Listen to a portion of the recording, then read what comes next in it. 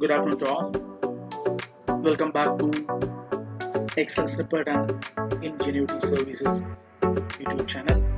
And in today's channel, I want to create a small simple formula here to create a calendar year quarter and a physical year quarter. Let's see how to do that. And let me go back and create a small date field. So I'm going to create a date field for one full year. So let me add a date here and then add a calendar quarter and a physical quarter. So I'm going to add a date here which belongs for a full year. So I'm using a fill series option to fill the data here. So I'm going to give Alt EIS and then add it until 31st of December 20. So now I have one full year of data with me, or date with me rather. Now I'm going to convert this into a calendar or a dynamic table here. I'm going to give Control T here and give an enter. That's going to give you a list here. So there is a small logic that I'm going to use here. So for a calendar year, I'm going to use two formulas called month and ceiling. And again, I'm going to do the same for the physical year, but I'm going to use a logic called choose function. So how do you convert the data into a list here? So let's start with a month function and calendar period here. So I'm going to use a month formula and select that. It's going to populate the month number here. I'm going to use the same logic even in here. It's going to give me the same answer.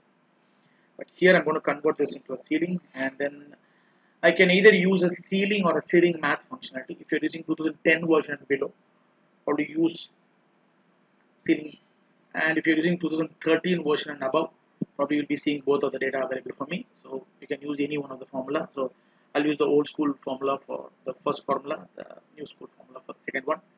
Let me add a ceiling here, and then I give a comma and convert that into the multiples of 3, and I divide that by 3. So that's going to give you a valuation here. So now I'm going to convert this entire range into a number point. So I'm going to add a number and then remove the decimal portion out of the equation. Then I'll add a Q in front of it, and I'll add an ampersand to convert that into a quota list here. The same point, I'm going to use a logic differently here. I'm going to use a choose function here. So instead of using a ceiling function, I'm going to use a choose function. I'm going to tell the system that wherever I have a number called 1, convert that into a 4. And wherever I have other numbers, I'm going to just mark them like this. So when I do that, automatically my data will change here, and then I'm going to add a Q in front of it and give an ampersand here. So now I can see that there is a physical quarter and a calendar quarter available here for me. So now I want to just make them much more clearer here. So I'm going to just keep only one date in the list here. I'm going to uncheck all the other logic, keep the first day alone in the next month, and then uncheck other logics, and keep the first day alone in the third quarter, and the final day alone in the fourth quarter.